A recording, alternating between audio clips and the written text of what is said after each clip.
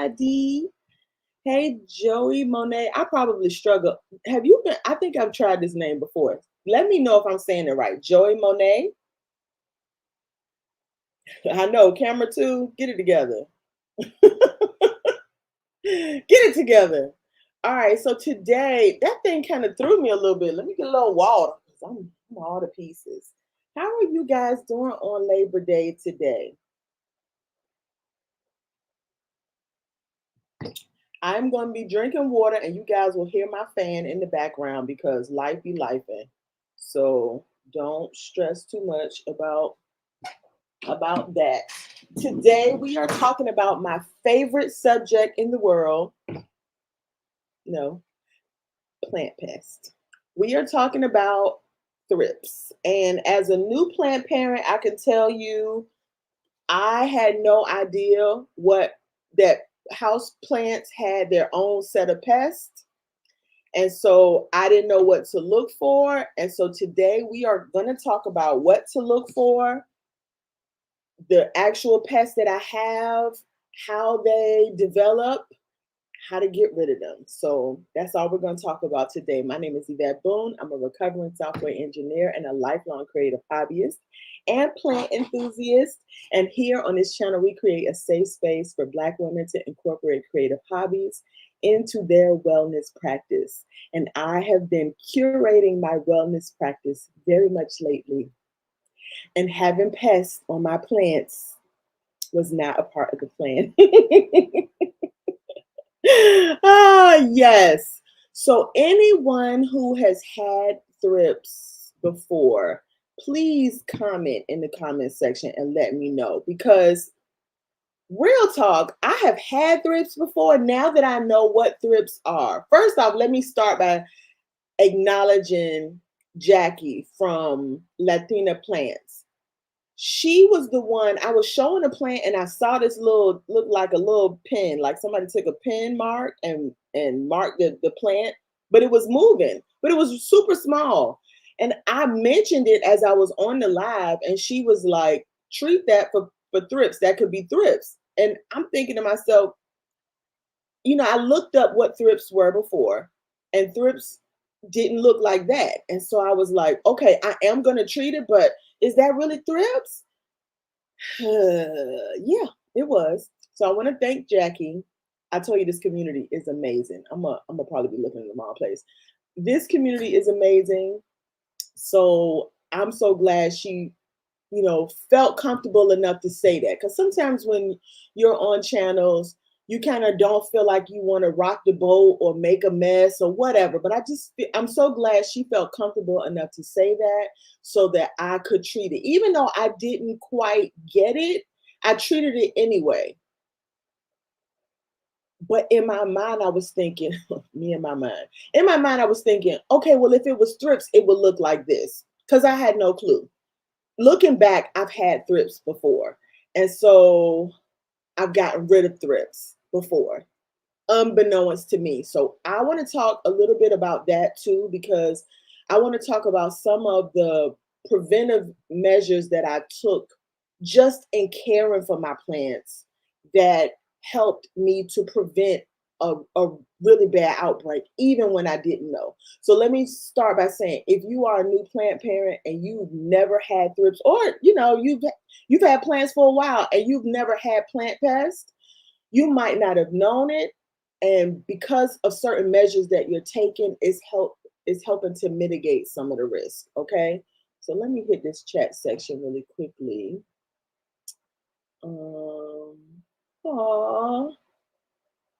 Y'all talking. Hey, John. How are you? You know what? I love this. I love that we are feeling amazing. I know you're talking to other people, but I'm doing fine, hon.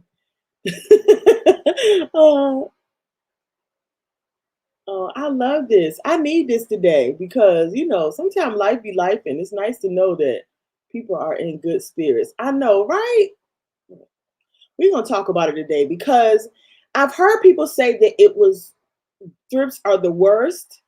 But let me just say this much. Like I said, I've had thrips before and I got rid of them. I didn't even know I had them. So I can't claim that just yet. But We're gonna talk about it. We're gonna talk about it.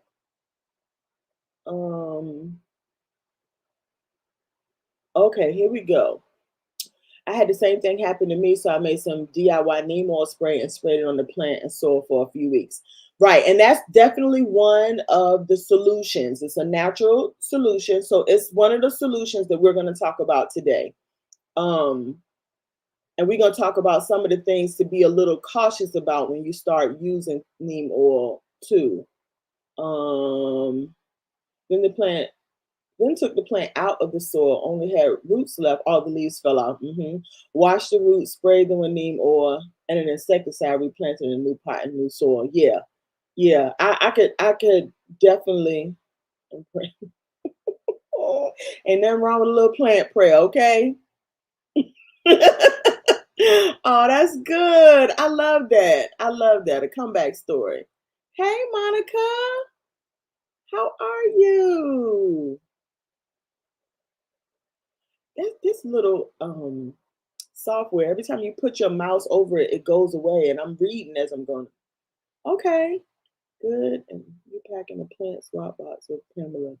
I'm being nosy, and I probably shouldn't be. Okay, so first let's talk about, and I have notes because I had to go do some research, y'all.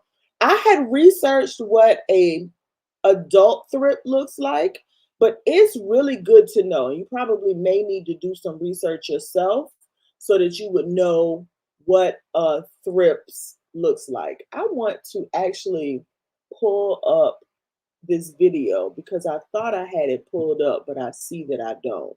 So let me pull up this video. Hold on.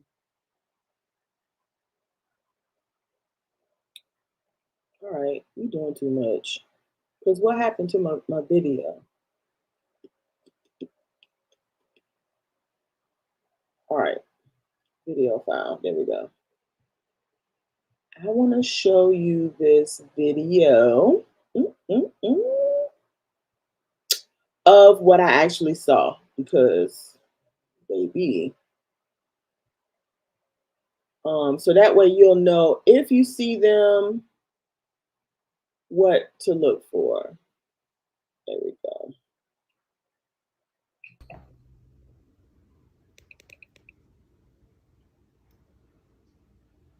And I gotta what you call it in here. And I'm gonna actually show in this video so you can see it here. And excuse my little piece of hair right there. So you can actually see this thrip here at the bottom near the where the petiole meets the leaf.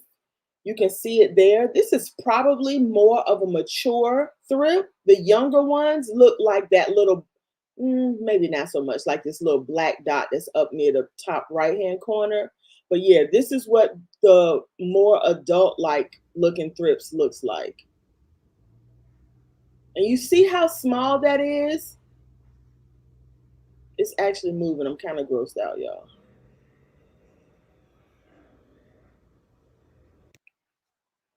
Okay. So I wanted to show you guys that because I want you to be able to see just how small it is. And if you are not really paying attention to your plants, if you're not looking at them in that way, you can miss it, right? It's not like a big spider crawling on your plant or a water bug, right? Not water, yeah, well, a water bug. But I was thinking ladybug. A ladybug is something that even from afar, you would be like, something ain't right. Like I see something red on my green plant, but these things are super, super small. Okay. Yeah. Right. And now looking back, you think, and they're so small, but looking back, you'll think, oh yeah, I think I've seen that before. But we're going to talk about some of the stages too of their adult life. So let me tell you, thrips are, let me read my notes here. So they're saying, what I found online was that there are 6 different species of thrips. Oh my God. And most of them, or many of them, are harmful to your plants. So the reason that we call them pests and not insects is because they're harmful to your plants. Now, if an ant crawls on your plant, it's annoying, but it's not going to kill your plant. Thrips will kill your plant or can kill your plant if left untreated. Let's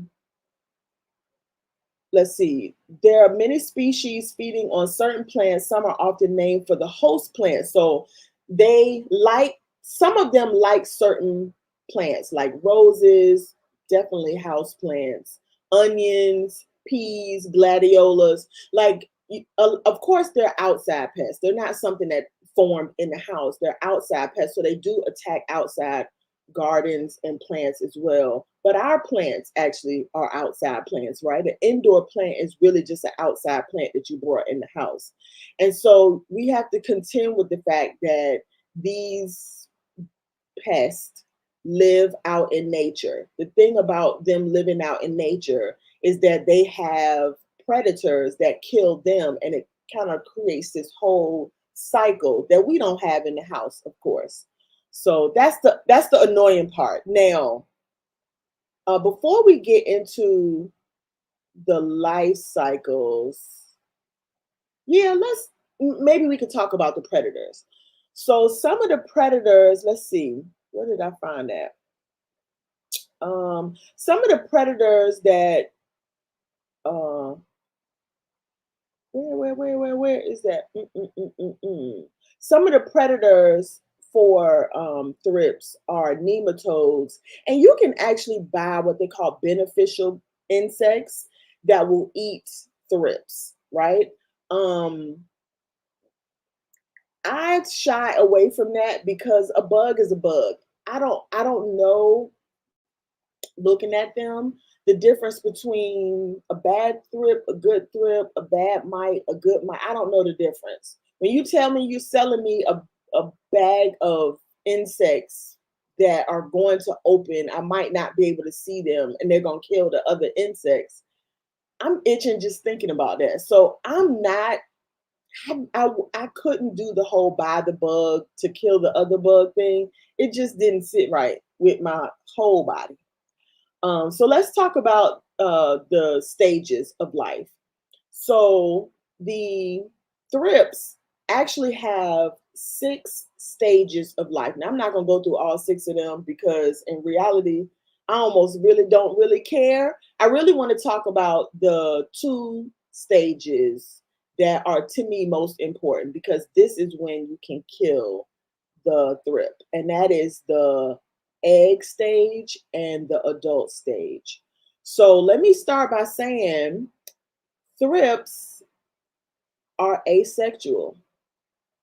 So for those of you science nerds out there, you know that that means that this pest can lay and develop their own eggs. They don't need a male or another, they don't need the male female to create a new life. That's where the problem is. That's part of why these things are so nasty, why people dislike these pests so much, because they're a force to be reckoned with because of that. The female thrips can lay up to 80 eggs at one time. So, okay, let's get into the egg phase of the growth cycle. The eggs are kidney-shaped eggs that are white or yellow in color. What thrips do is they actually insert the eggs. So they have these like scissor, like, I don't know, antenna arms. I don't know what the body part is, but they have these little tentacle things that they can actually cut into the plant, whether it's the leaf or the stem. They can cut into the plant and they insert their eggs in your plant. So when you spray with neem oil, with some of the other natural solvents that we're talking about today, it coats the outside of the plant, but it doesn't get to the egg where you can kill the egg. Okay? So I don't even think chemical treatments work on the egg. So this is, like I said, this is the reason why killing these things or eradicating the thrips on your collection is so difficult, because they have this whole egg phase and they can put out 80 eggs at a time asexually. So it's really hard to kill them. You have to get them down to 0. There is no, oh, I can have 1 or 2 left in my collection. I don't think so. Okay, so thrips, and so the word, actually, the name of thrips is thrips. It's no multiple or singular, it's just thrips. So thrips eggs hatch in 5 days. I got the heebie-jeebies. I got the heebie-jeebies. Thrips eggs hatch in 5 days and develop into adults in about 2 to 3 weeks. So that larvae stage, that they have like 4 different stages in between, is called purpura, pupil, and something, something, something. So those stages in between, where they're not eggs but they're not adults, can last between 2 to 3 weeks, and it can be shorter if it's warmer in your area. So let me, I got the heebie-jeebies a little bit, so let me hit the chat for a second. Once they run out of bad bug food, sounds like I'm cleaning a bunch of dead.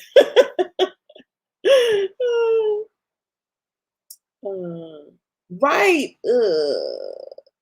I cannot stand pests.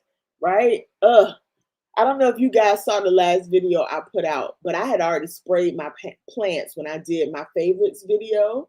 So I did a favorites plant video. You know, you guys know I did the favorite leaf series.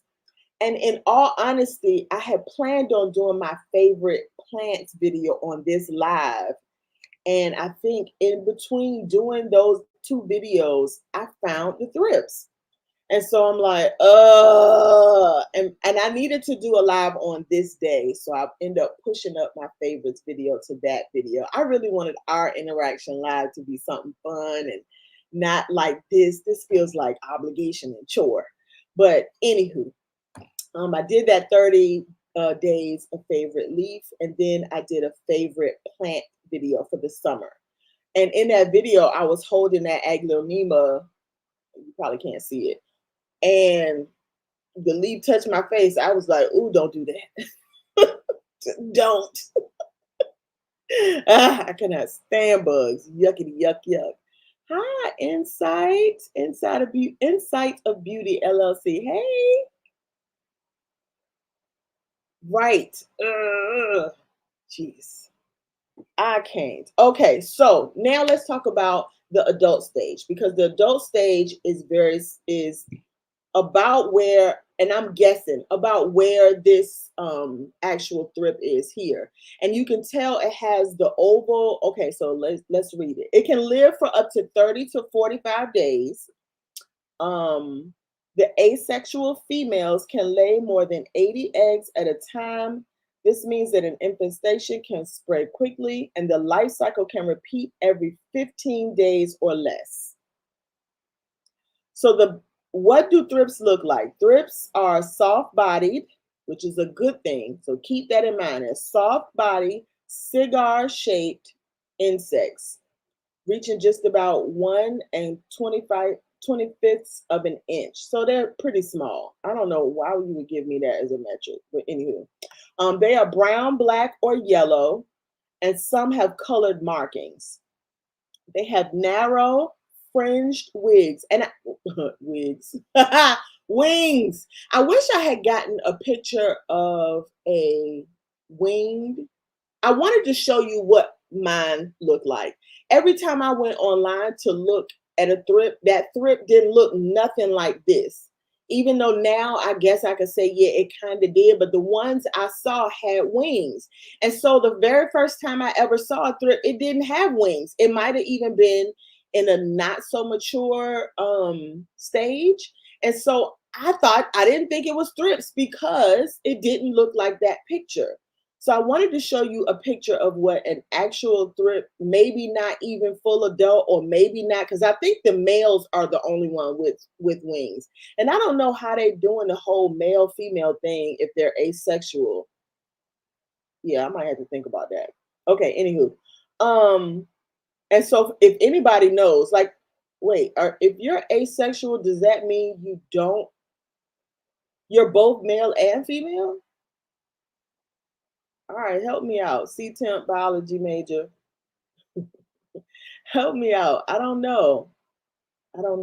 Anywho, So the nymph is one of the, hey Marilyn. Nymphs are one of the stages in between the baby and the adult. Hey Marilyn, we are talking about thrips today. Thrips is a pest that you can get on your house plants that, if untreated, left untreated for too long, can destroy your plant.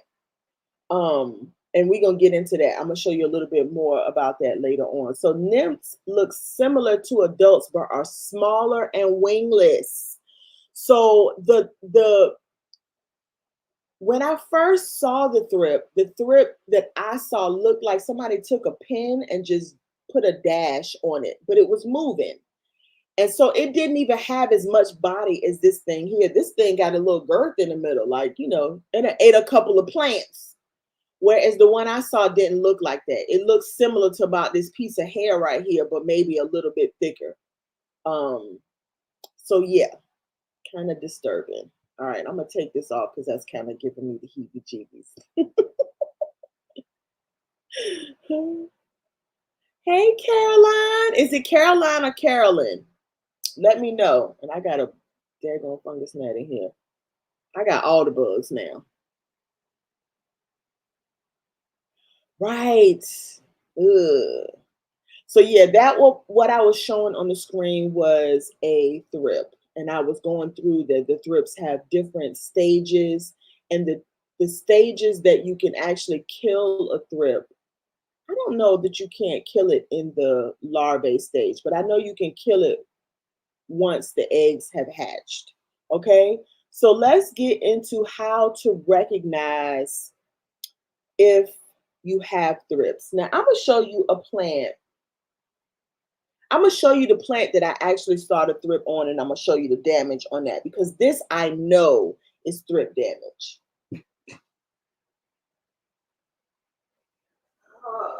And it is, of course, my sterling. So you see all of that crusty bits on the, I'm kind of real you child, y'all. I'm gonna have to take about 4 showers after I'm finished with this. I don't see anything on her now because I have sprayed her to 1 inch of her life with everything I could get my hands on. Not the best way to approach it, but my nerves was bad, and so I had to do what I had to do. But this damage here is what I believe is thrip damage, and that's where it looks like not so much like it's been chewed, but it's almost looking like the plant, the leaf is deteriorating right where it is. Now, I sprayed this with a chemical pesticide along with some of the other measures. And I want to really get into the measures because I think that's the best solution, how to approach it so that you don't mess up your chances of eradicating the entire colony or however many there are. But this is what I believe thrip damage looks like. And it looks just like, oh, maybe the leaf might have maybe, what's the word I want to use, where it's melting the leaf, or you might have some sort of fungus, but that's not what this is. These were brand new baby leaves, and within a day or two of them being out, they just started kirking out. And I was like, what? And mind you, this is the plant. No, this wasn't the plant that I saw. No, now that I think about it, the original plant has something, and I didn't know what it was. I still don't really know what it was, but I can remember the leaves looking like this. The leaves looked really, really bad. So this might have been the one that actually bought the thrips in the house. It might have been this plant right here. And she still might have some issues because, like I said, they can bury their eggs inside of the plant tissue. So if she's infected, then what you need to do is you need to cut that infection off and throw it out. Okay, so let's talk a little bit more. I'm gonna show you one more plant. I need to get her away from me. I'm gonna show you one more plant that I think may have been affected. Remember, I've been talking about this plant forever. This is my Reverted Mandula. I don't even know if you can call her reverted because all she got is crust and green on her. But um, the problem I was having with her was I thought I was underwatering her, and I still could be underwatering her. But I also think because she was already stressed out, that the thrips probably were having a field day with her. I have not seen any thrips on this plant, but it's a real possibility. So when you are looking for damage on your plants, I'm gonna leave it here, but oof, y'all pray for me. When you are looking for damage on your plant, you want to look for where it looks like the color has been sucked out of the plant, right? Okay, so I'm gonna read to you what I found as far as what to recognize, how to recognize the presence of thrips. So you look for insect movements. So I showed you the video, and in this video, you can see, and I'm gonna try to rewind just a little bit so you can actually see it moving. You want to look for movement of the pest. So that means you gotta look under your leaves because they're not gonna always be on the top. Okay. You want to look under your leaves, you want to look on your stem. You probably won't see it in your soil unless you're using something like pond or something like that where the color won't blend into the color. But for the most part, you want to look under your leaves. If they're on top of your leaves, from what I read online, it might mean that your plant is really infested. But I don't know that I agree with that 100% because I think I did see one on top of a leaf and I didn't see any other ones at all, any babies or anything. So you definitely want to look to see if you see anything moving on your plant, right? So definitely check under your leaves and check on your stems. You want to look for thrip waste. One of the most telltale signs of thrips is the dark deposits they leave behind. Now you can go back and look at this leaf. Let me see if I can pull it back to where we saw the. Now look at this leaf. This leaf is not showing any deposits or anything like that. So the thing about looking for the signs is by the time these signs start to develop in the point where it's obvious, then you might have an infestation. You don't want that.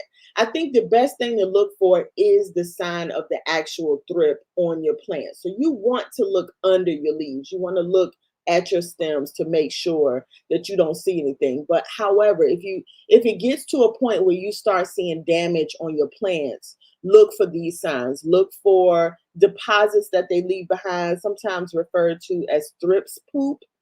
You see any tiny black spots combined with stippled or wrinkled leaves. Now, I guess looking back at this little black dot in the middle here might be a sign. And this discoloration that's going through the leaf might be a sign. But to be fair, and this is one of the things about houseplants, is that for every symptom, you can give 5 reasons as to why it could be that. This leaf could be dying, this leaf could have been old, this leaf could have been dead. It could be so many things, right? The way we go about eliminating it and finding out what it is that you got to kind of use the context. And I think we had this conversation one time before. You have to use the context of your plant. If your plant is typically doing fine and all of a sudden she has this discoloration from out of nowhere and these little dots on it, then you might want to think that it might be a pest and start looking for the pest at that time. Okay, so and the best place to always look for any kind of pest action is going to be on your new growth.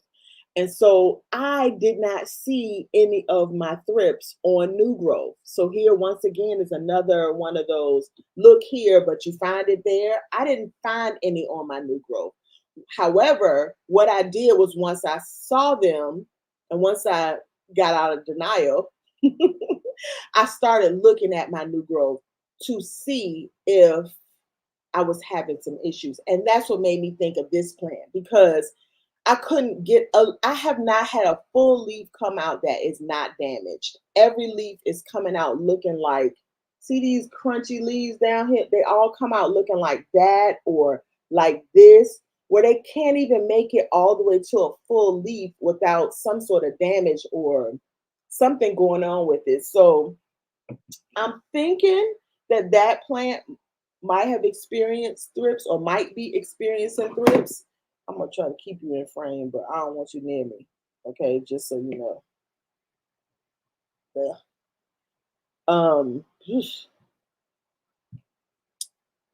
Yuck, yuck, yuck. Carolyn, but I answered to both. Okay, okay. My mom's name is Carolyn. Let's see. Okay, now let's see. It says the pest favor new plant growth, right, which is more tender. All right, now they are suggesting that you can use the sticky traps. I have even found that the sticky traps on their own don't even attract like regular fungus gnats or anything. I don't like them on their own. I like them in the little catchy thing, but I don't like them on their own. But the color, if you do want to get some, because it doesn't hurt to have them. These pests are attracted to certain colors, and I would say they say blue, but I'm noticing. I think I actually saw a flying thrip. This is so crazy because I do. See, I have a fungus gnat in my house right now, but this thing, whatever that thing was, wasn't flying that way. It kind of came to my computer, which I had a white screen up. It came to my computer and it kind of just went away immediately. Like it didn't fly around like the fungus gnats does. So I think that might have been a flying thrip. I don't know. Everything is a thrip now. Okay. Everything is a thrip now. Just so you know. Okay.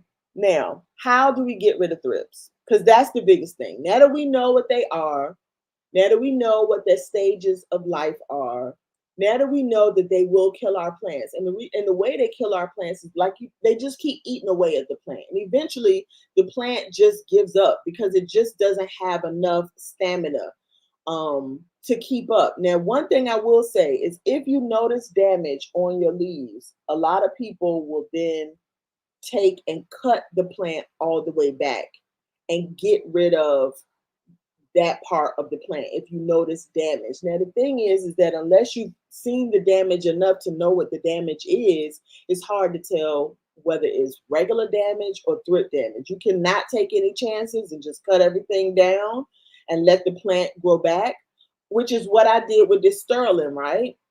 And she's still coming back with some issues. Now, this latest leaf that has come out looks better than any other leaf that she's had. I have sprayed her with a chemical. Like I said, we're going to talk about that. But I've also sprayed her with the natural resources. So let's talk about how do we get rid of thrips. First, I want to say what I've read online is that we need to treat often. Now, most of what I was looking up was for outside gardens. So the spray that I used to put on top of my plants would need to be reapplied regularly because of rain and everything else. But we don't have that in the house. So I don't think you need to reapply as often as they say online. But this is the approach that I'm taking. The first, I don't want to say it's the best way, but one of the ways to get the pest off your plants is mechanically. You can either, and I've heard people say they've taken like a lint brush and gone over the leaves of the plant to pull that off, but you would need to be careful about which plants you do that with. And if you got 10 plants in your collection and they're all big leaf plants, maybe, but if you have a lot of small leaf plants or you have a lot of plants in your collection, that just doesn't seem feasible to me. So another way to get rid of them mechanically is to take them in or outside and just hose them down. You just dislodge the bugs from your plants, get them off of your plant, wash them down the drain, get off as many as you can. So to me, I think it is as step one. Let me start by saying I don't think there is one method that you can use by itself. I think you need to do more than one thing at a time. So getting the thrips off of your plant altogether is step one. Okay. Yes, actually, 7 dust is sulfur. It may work on thrips. I need to check. Yes, actually, we're going to talk about that because that is one of the solutions that I'm using. So thank you for that, John. Thrips can fly. Yes, they are poor flyers, but they do make short flights. And I read this, and I'm thinking, oh, in my mind, because you can barely fly, you just like hopping, honey. That thing could fly. It fly good enough. Let me tell you about thrips. I didn't invite thrips in here, right? I didn't bring them in and put them on my plant, so they can get around. I know in my mind, I'm thinking to myself, like, oh, if I just separate my plant, take this over here, then this plant can't get it. If that thing could get all the way in my house, then it can get to this other plant. So yes, they can fly. They're not, I don't think they flying all the way from Alaska to Florida, but they can fly from one plant to the next or from one room to the next. So um they might not be they might not take flight like some of the other pests, but they can get the job done. So don't sleep on them, okay? Because that whatever that was that flew on my computer, it hit my screen, and then it literally, I didn't even, it went so fast, I didn't even see where it went. So I don't know. So yeah, the first order of business or the first way to get them off is to just get them off, right? Whether it's with water, whether it's with a lint brush, um, or however way you can figure out to get them off. Okay. And like I said, you want to remove any infested leaves. So in reality, if I think this plant has thrips, I probably should cut back all of the material that I think the thrips may have laid their eggs in. It's not just about them eating up what leaf they got to. It's what if they laid their eggs in that leaf or in that plant material? Then you got to keep treating them over and over and over again. Okay. Um, okay. Uh, so we talked about hosing them down, spraying them down with a garden hose, and make sure you get the undersides of your leaves because, like I said, that's where they they like to hide, right? I'm gonna tell you how you know, because sometimes when you look at them, they're not moving and they be playing you. Just blow a little breath on them or blow at them a little bit, and you'll see them wiggle a little bit, and that's when you know you got them. Now we want to talk about the insecticides because, like I said, the mechanical way of getting the thrips off is step one. You still got all these other stages that you need to address, or you know, the bugs might not be on that plant when you take it to hose it down. So let's look for another way to attack this and try to nip it in the bud as quickly and as swiftly as possible. That's the same thing. As quickly and as evasive, like get everything invasive. Anyway, you know what I'm saying? Just get all of them at one time. And so I decided that I wanted to go natural. And the reason I want to go natural is because this is the issue with the chemical. When you use the chemical on your plants, it is said that the thrips could then, create a resistance to the chemical, and then the chemical doesn't work. So for me, I decided that instead of just treating the plants that I saw the thrips on, I treated everything in my collection.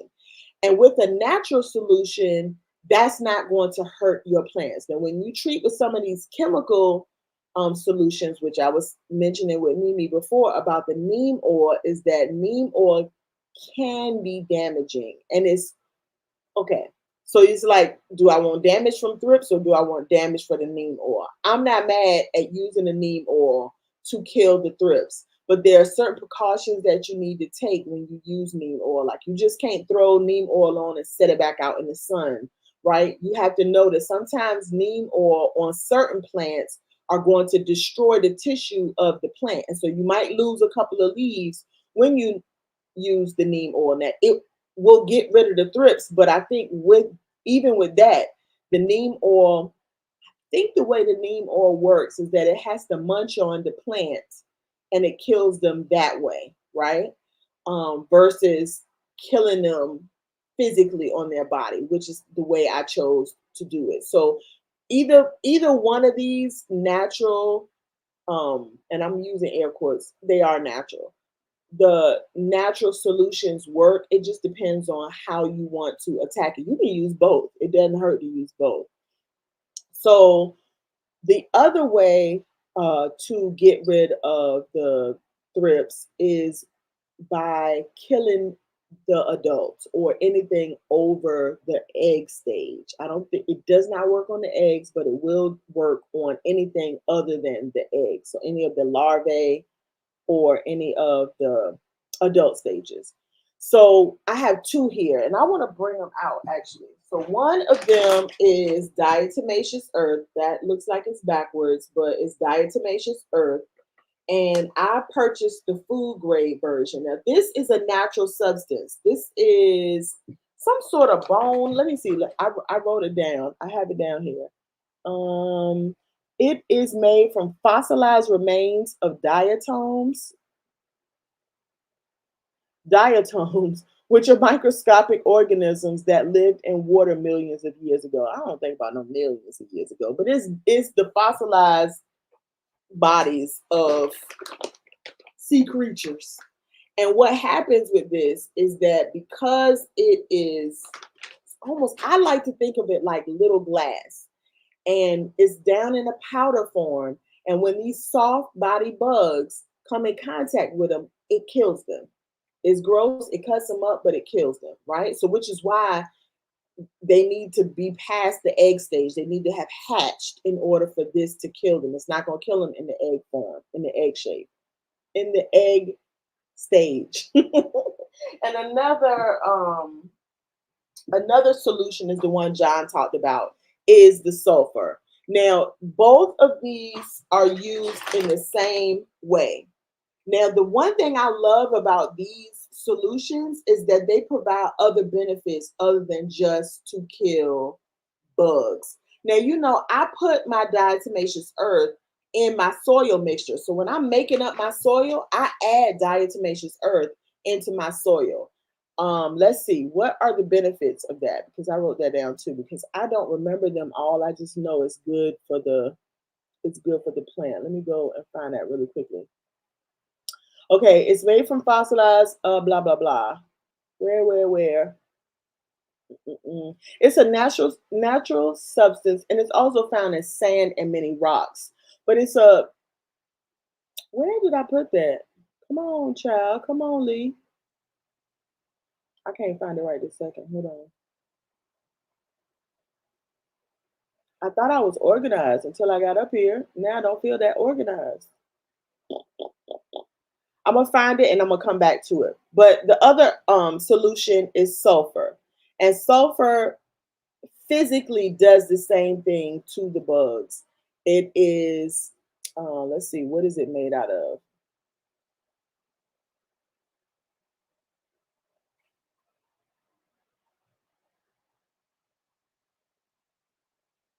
It's a secondary nutrient, actually,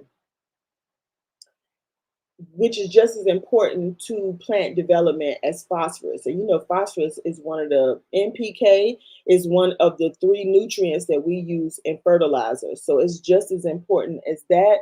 And it helps plants form enzymes, proteins, and amino acids, which are essential for growth and development. So both of these are natural substances, right? So I wouldn't say there is no too much, because I'm pretty sure there is too much, but you don't have to use a lot for this to work. You don't have to dump a whole pot of this. I could probably use this container probably for the rest of my life, because you can use a very small amount. It doesn't take much. Now, I did want to get into some more of the benefits, but I can't find it on my little thing here. But let's talk about how it actually works, because I think we did touch on that. Oh no, I wanted to talk about how I can apply it. Now, you can do it in two ways. I use the diatomaceous earth in the dry form in my soil. this needs to be dry in order for it to mechanically work on the pest, right? And it could dry in one or two ways. It could either come in contact with it being dry, or it could come in contact with it wet, and once they bring their body out and it dries on their body, then it will start to work. Okay. I use it in my soil because it does help uh, with other things. And I had that. I'm so mad I lost that. I don't know what I did with it. I think I was in here moving stuff around last night. And uh, right. Tiny particles have razor sharp edges that cut the outer skin and absorb the moisture of pests, eventually killing them. So it's not immediate. It's not immediate, but it does work over time. So this would be for me step 2, or I don't even want to say stage 2, because I'm doing them both at the same time. I took the plant in the shower. I rinsed them off really, really well, front and back of the leaf, down the stem, the outside of the pot. And then I took and I made a sulfur spray. Let me show you what I used. I used this container here, and I put the sulfur in with some water and made a solution. And then I just take and spray that, and it creates the polka dots on the plants. So what is happening? This is like a really strong sprayer, and it just creates like a coating on the plant. And because it's already dry, once it dries, then if the thrip then at this stage wants to, oh, I removed it. I didn't mean to do that. if it comes in contact with the slurry at this stage, then of course it will then die. Okay.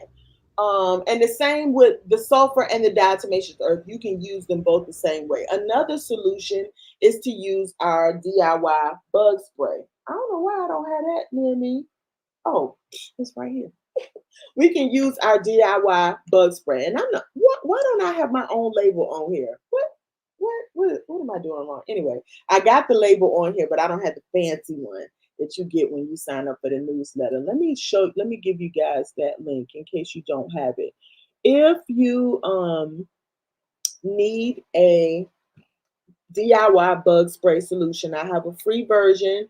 You sign up for my newsletter by hitting this link that's on the screen. I can actually put this, I think, in the chat box in a hot second. Not right this second, because it's too much.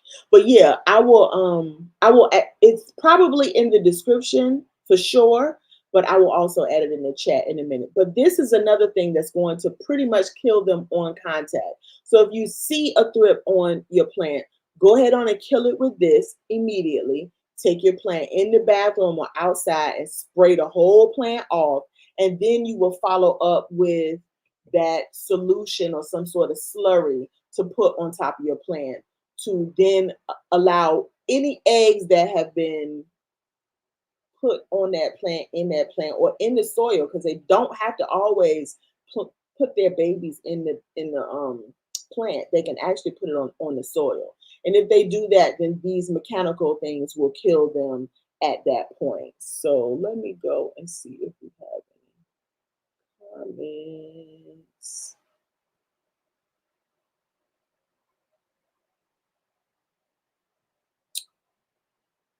Yes, Yvette, once the live is over, if you have any time, could you put the names of the natural products you use to get rid of pests? Yes, I sure will. Yes. So yeah, look in the description box. The link to this bug spray is there. So yeah, like I said, that is going to be the way I approach getting rid of thrips. Now, I want to talk about how I had thrips before and didn't know I had thrips and got rid of thrips. And the way I did that was part of my process of keeping my plants healthy is that in the summer, I take my plants to the bathroom on a regular basis and I spray them off. If you remember some time ago, I think I did a video on how to prepare your plant for propagation.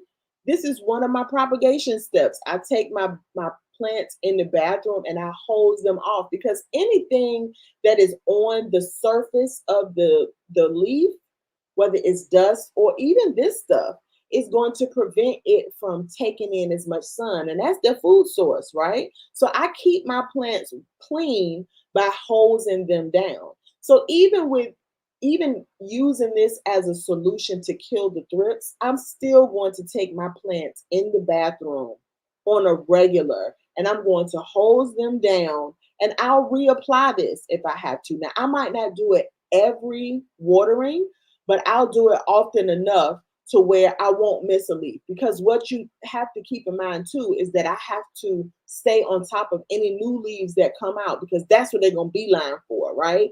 Once they find out your plants got all this stuff on there, they're like, we're going to have to lay low because it's hot in here. And so then as soon as a new leaf come out, they beeline into that. So as soon as you see a new leaf come out, you want to make sure that you hit with your, I don't want to call this preventive, because this isn't really preventive, although it can be used as a preventive. Because I literally kept a coating of this stuff on my plants all winter long last year, and my plants did fine, right? So I'm not opposed. Matter of fact, I feel safer when my plants have some level of insurance. I look at this sort of like insurance. Now, let me give you one little warning about this stuff here. It stinks. It smells like sulfur. You can't miss it. Remove any silver jewelry before you use this. I think I have, I'm going to show you, because I still can't put the stupid thing on. I have a bracelet that I have in my little jewelry box. I have a bracelet in here that, no, I don't. I took it out. I think I took it out to go get it cleaned, because I'm going to be making a little trip here soon. I took it out to go get it clean, but I have a bracelet that I had on because I wear it all the time. I never take it off.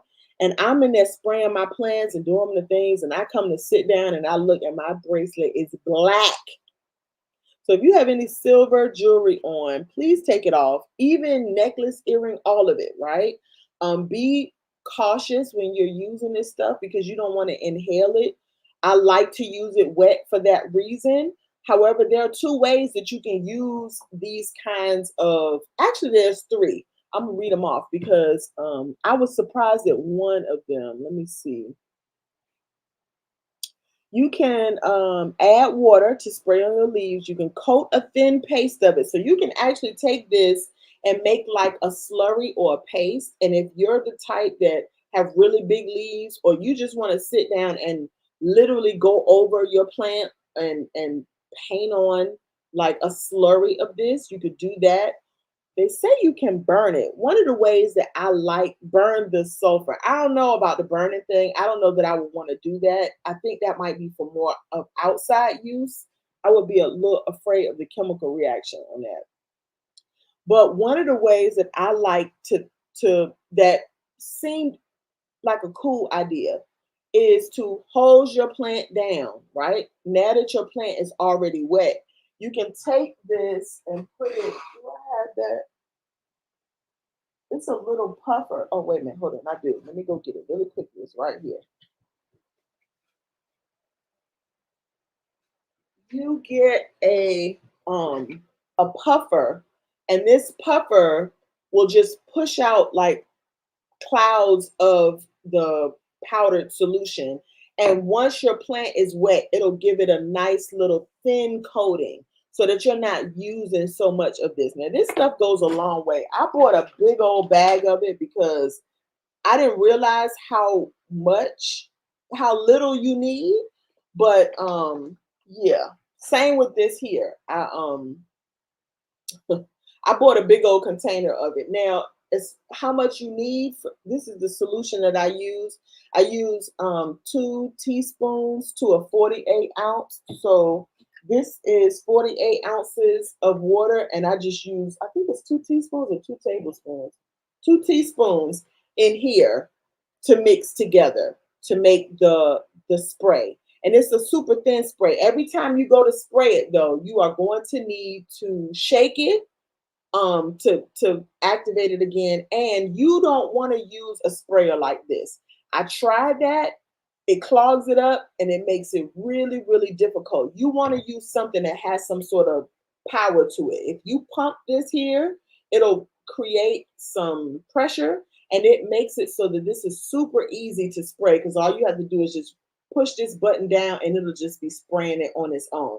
So these are not that expensive to get. This is a game changer when it comes to spraying a pesticide on your plants. You definitely don't want to use something like this. So let me talk to you a little bit about the chemical that I use, because I had that here too.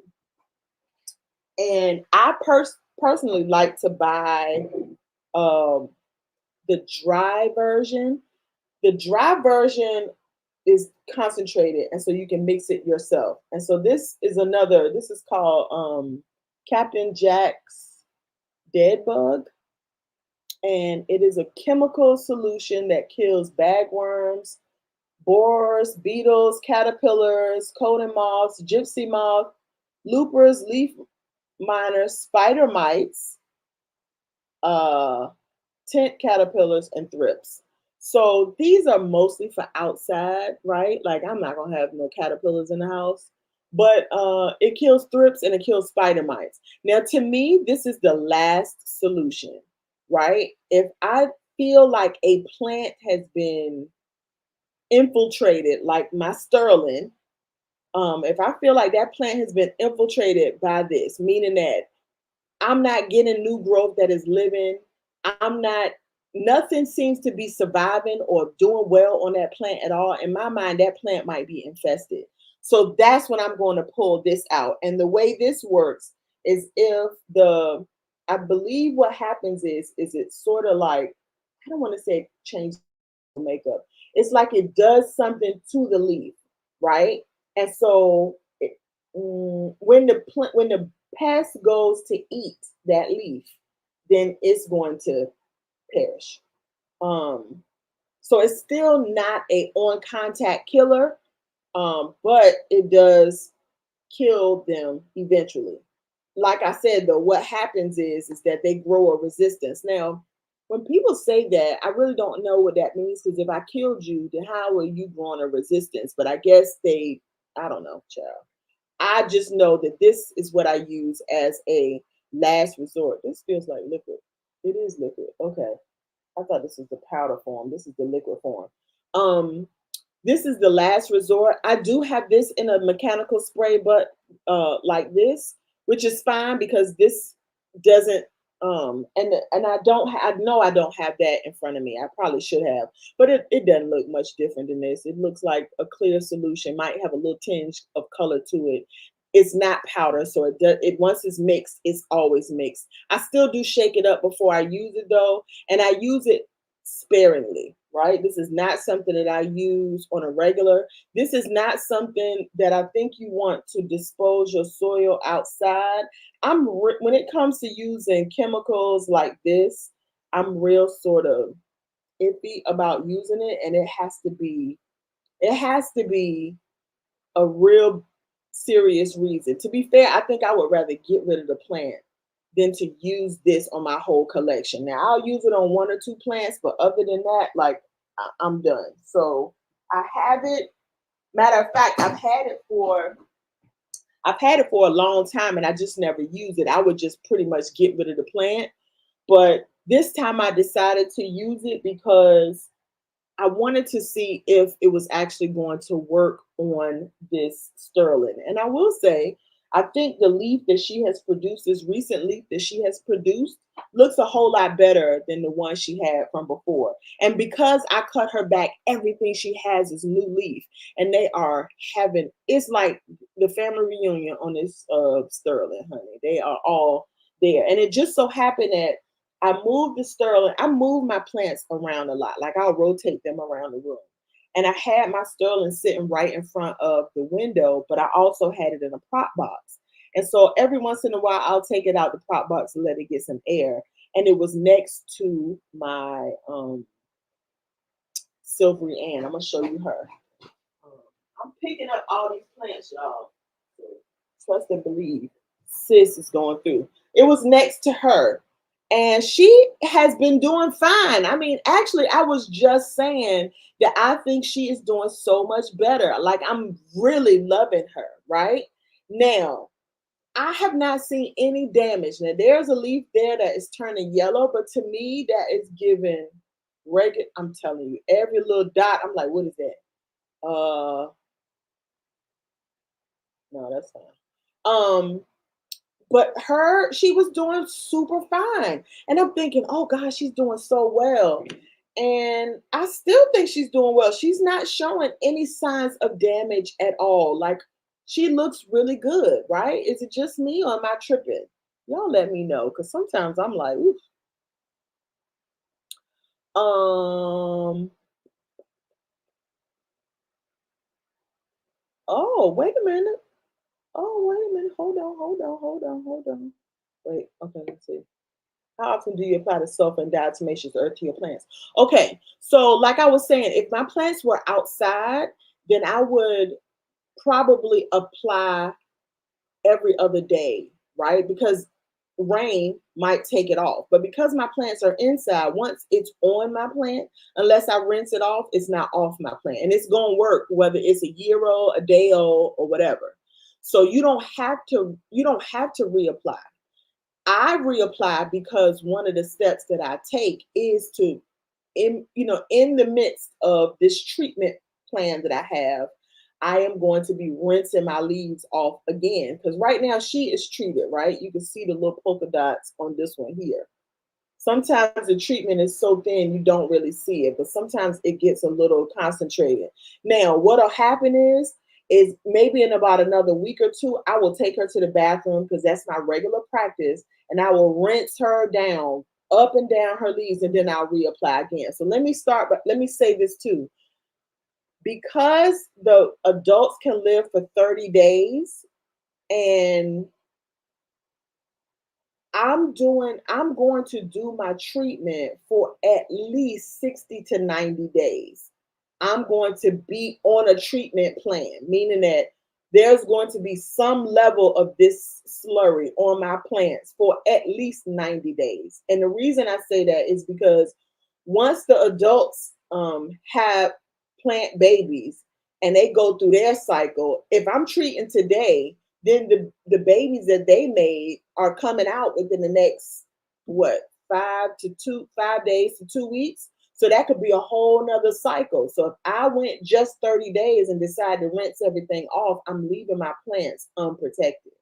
So I think this is what has saved me so much in the past from never having anything other than mealybugs and spider mites, is because I do this rinse off thing quite often. Now, what I didn't do was I didn't treat my plants before, because I didn't know. I started treating my plants with the sulfur, because this I was using for flat mites for Hoya. It never occurred to me. I didn't even know it killed thrips.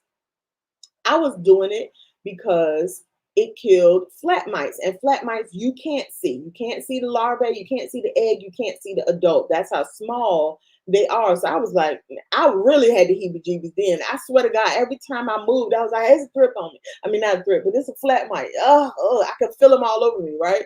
So I was like, look, get this stuff, spray all your plants, at least you'll feel better, because if they're on them, they're gonna die. And just keep them on there long enough to any babies that go through would then come in contact and die as well. So I'm doing the same thing with the thrips. I'm going to treat it longer than it would take for the adult to make a baby and for that to get to an adult and make a baby. So probably about 90 days. To be fair, I think I started one time before in my mind thinking I would treat my plants every winter. Every summer, I would go through the whole rigmarole of rinsing them off on a regular, like almost every watering, but really close, at least once or twice a month. watering them off. And then in the wintertime, sometime around September, October, I would spray them and keep the spray on just because, right? It's a preventive method instead of waiting until I actually get a pest. But I personally, I don't see anything wrong with this plant. I really think she's doing the best she has in quite some time. And I actually saw a thrip on this plant, which is why I'm sort of like, she getting the look. But I literally saw a thrip on this plant. So I did actually spray her with the chemical, but I'm not going to continue to spray her with the chemical. I'm going to continue to treat her like I'm treating every other plant in my house. Take her in the bathroom, wash her down, and then put the slurry on her. I'm gonna put her back because she's not looking me out a little bit. All right, let's get back to this because this is what I wanted to bring up. DeadBug is, I don't know what that word is. And it's natural, not man-made. Okay, let's look at this. So I know DeadBug has a series of, see, now this is the problem because it's the font so little I can't even read it. What I didn't know, wait. Oh, is that what you're saying? This is spinosade? I don't know what that is.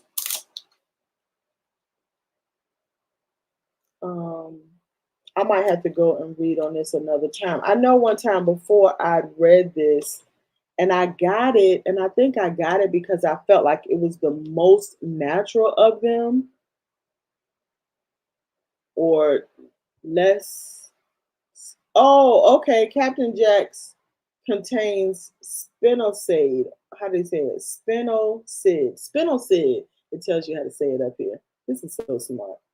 Spinoside is derived from a naturally occurring soil dwelling bacterium that was collected from an abandoned rum distillery in the Caribbean island in 1982. Look at this coming from home. The unique bacterium was okay. This is really straining my eyes to read this. I will have to take a picture of this and blow this up. Okay. Okay, this is cool. So yeah, this is probably more natural than I gave it credit for, but which is good. But I don't know. I still probably, John, you let me know. Is this something that you just stay away from, or do you use this? How do you use this if you do? Let me know how you use this. Are there any plants that are resistant to thrips? What I will say this is that a healthy plant is always more resistant to pests than anything. And I'm not trying to be like flippant, but literally these things have been in my collection and I didn't even know. You guys see my plants? It's very few plants in my collection that are like, girl, you might want to rethink your life choices. Right? But so I will say, I think a healthy plant is going to resist thrips or any other pest for a good amount. This is where knowledge comes in, because if you don't notice it, it will then take your plant over and it will make it unhealthy. I don't think there are any thrips like all of them. And it just so happens that thrips is one of those pests that I think like a lot of plants. They're not selective. It's not like spider mites where they kind of cling to certain kinds of plants. They are spider mite magnets. I think they like them all. They like all, you have so many, be like, I like all the ladies. That's a thrip. Thrip like everybody. But yeah, having your plants healthy is a good way to combat the effects of thrips, but you still got to get rid of them. If I just left it untreated and didn't do anything, they would take over my collection and my plants would no longer be healthy. In fact, I don't know if you can see it behind me, but you see my pothos? My pothos has yellowing leaves all in the same area, and it's really weird.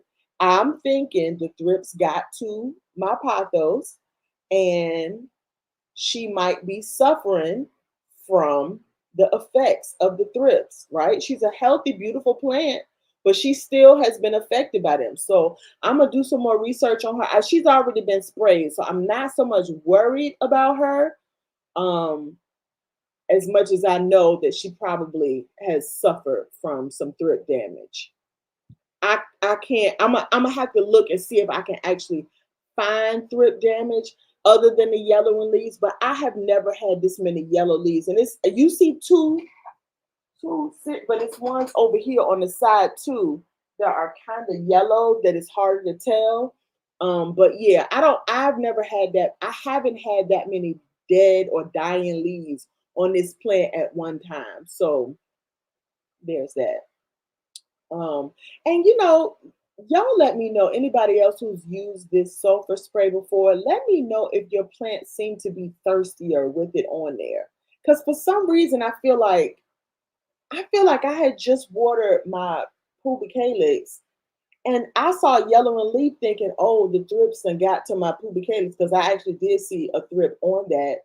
But then it just come to find out she just needed to be watered. I'm like, girl, ugh. Yeah, they got me in the chokehold, y'all. Got me in the chokehold. The series is the natural solution compared to. Oh, okay. Look at me doing stuff and didn't even know I was doing it. I bought this stuff probably about 10 years ago. Because I think I bought it for my orchids when I had orchids, and I just never got a chance to use it. So that's really good to know. And I probably did do the research and knew that at the time, but child, I be forgetting. I forget half the stuff I know. Good thing I'm curious enough to keep reading it back. Thank you, John, for sharing that. Because now my eyes done got so I can't even hardly see this little fine print. Look at this. This don't make no sense. Why? What is that? What is that about? Anywho, I done been sticking my fingers in dirt, y'all. So excuse me. I need to clean that because that's gonna irk me now. Okay. Well, I thought I did that. Okay. Both in the garden at dusk and on houseplants. Wait. Wait, you mean are you talking about the burning of the thing? Have you heard about burning it as a way to distribute it? Let me know if you heard about that. Because I think on this sulfur one here, because this is all the same company, Bonide. Apparently, I must be sponsored by them. No, I'm not. They don't even know I exist. I feel like I had another spray that I used that was Bonide too. I think I liked them because they had natural solutions. Uh, y'all know I'm silly. Let me know, John, if you've heard about this being burning it, using it. So let me tell you what this works on too. It controls rust. Oh, that was the other thing too, is that this is a natural fungicide. So a lot of times when you are watering your plants and you keeping them in a moist environment, that they will get a fungus. And that's what I thought was going on with the sterling a long time ago. She had those weird like water spots where it looks like it was melting. Remember I was saying couldn't remember what I thought it was. That's what I thought it was. I thought it was a fungus. Now I originally had diatomaceous earth and charcoal bits in her soil. So I really kind of counted it out, but then I was just like, why is this looking like this? Not realizing that it could have been thrips. But this is a natural fungicide too, so it's going to help with that. Controls listed mites, thrips, and scale. So scale is another one that I've never encountered before, but I'm saying that with a grain of salt because maybe I have and I just didn't know it because I'm already doing some of these as a preventive. So I will say this much. I think I'm going to have a preventive practice of continuing to rinse off my leaves and using these as a preventive measure, right? I don't even like dealing with bugs. I don't like knowing that I have bugs. And I'm going to tell you why, because now it makes me squeamish about looking and checking on my plants. Now I'm remembering how relieved I was once I did this treatment the year before. and I could come to my plants and didn't have to worry about seeing a bug. The moment I see a bug, I go through these series of, oh my God, now I got to do all of this. And, it just kind of throws you off a little bit and it makes you feel some kind of way. And so I love now knowing that everything is sprayed. And when I say everything, I went through my living room, everywhere in my house, there's a plant. She got polka dots. I am not for play. I'm not planting. Every time I see a new leaf, this is why I have this right in here. I have a tray sitting over here and I got a box where if I see something, I'm putting it in the box and she getting sprayed because we need to get rid of these, right? And I'm going to keep you guys up to date on how things are going because okay, what are we saying? Does the pothos not need much sun or do you rotate it in and out of the sun? So pothos in general don't need bright direct light. The more light you give them, they will take it. And if you can acclimate a pothos to more light for sure, right? Plenty of examples of that. The reason I rotate my plants is because I do have zones in this space and in my house that have more light than others. In this room, I have grow lights here and I have grow lights over here on my, what I would call them plant shelves, but they sold them as bookshelves, but we read books online. So on my plant shelf and over here, I have grow lights. Inside my other parts of my house, I don't. And so I am, I can only work with the sun space that I get through my windows, and I live in a very treed space. I have a lot of trees. So sometimes I get better light, sometimes I don't, depending on the time of the year, all the things. So I will take my plants and I will rotate them in here for a little bit, and I actually rotate them within the room. Just them being in the room means that they're going to get more light in here than they do out there. But if I put it closer to under here or in the middle of the room or sitting over there on my sewing machine, it gets less or more light. So it's not that the pothos doesn't need light, because remember, light is their food source. So you don't want to cut them off of their food source. But if you're going to give them more food, then you got to kind of acclimate them to it. So sometimes I will pull them in this room and put them not close to the lights, and then I'll move them closer to the lights just so I can get them acclimated, or just to give them just a little bit more light. But I do rotate my plants around too so that I don't have too many bald spots, because that's not cute. Right, Latonya?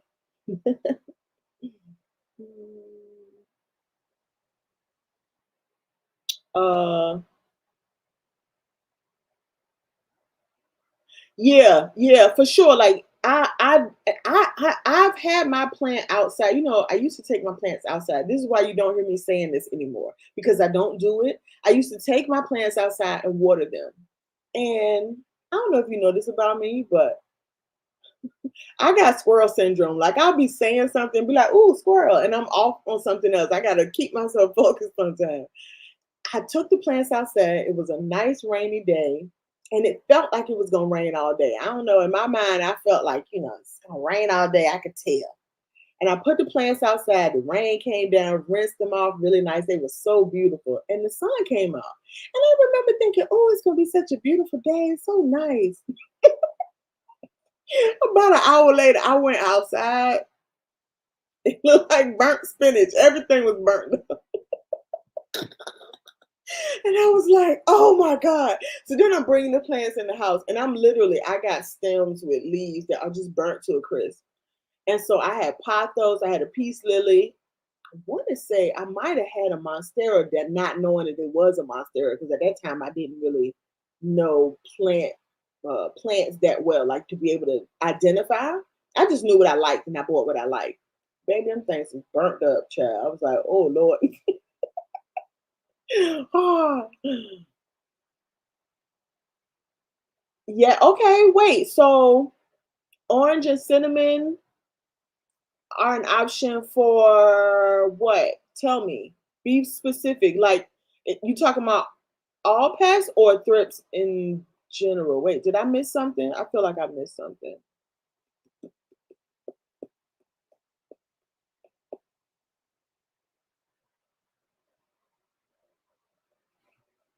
Orange and cinnamon essential oils can be can be a mix. Tell me what they I know they would be preventive, right? I don't know that they would kill any pests, but they would be preventive. Would they prevent is it in general, you mean? Give me some more clues, because you know my context clue solution key it does to protect pollinators. He would burn. Okay, so the smoke would just. Oh yeah. Okay. Okay. Okay. Oh yeah. So it probably wouldn't work in your house. I wouldn't do it in the house. Okay. You know what? Hmm.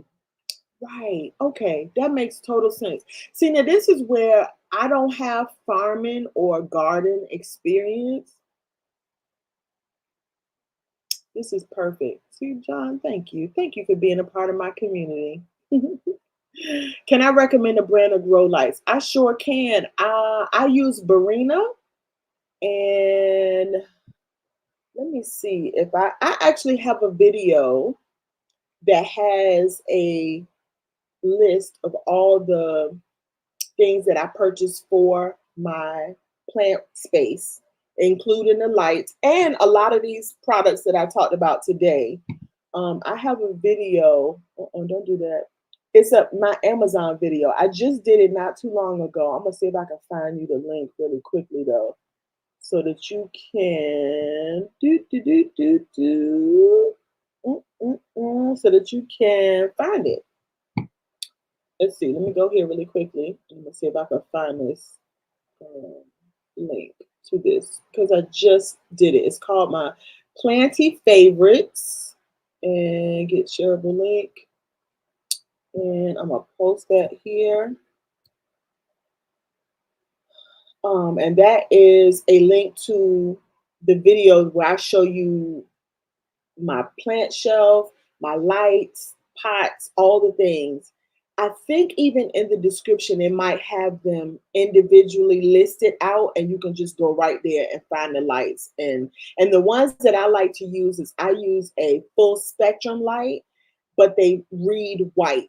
Sometimes you might get a light and it might read cool or read yellow. I have the ones that read white because I didn't like the yellow light. But they do have those. They have white and they have yellow, and they are fantastic.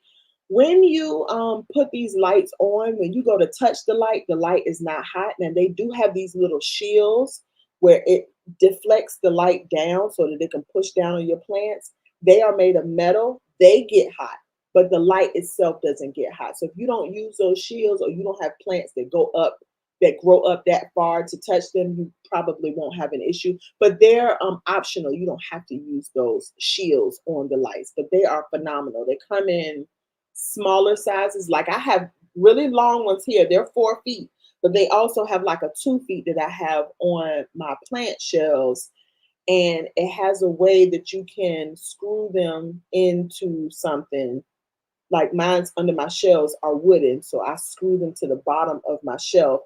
And these over here have little S clips that you can kind of hang on to, because this whole uh shelf shelf is a word, Yvette.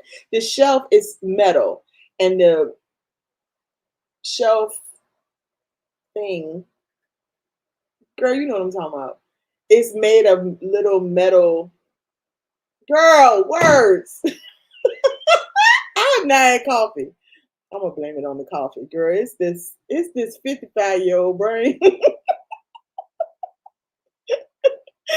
has S clips that you can hook onto the bottom of the shelf so that the light will hang down. So phenomenal. I love the Barina. I am not sponsored. They don't know who I am either. But the links that are in that video are affiliate links. So I get a little kickback if it doesn't cost you any money, but I'll get a little kickback. And I want to say Amazon might be having a little Labor Day sale. So you might want to check to see if they got anything on sale for the day.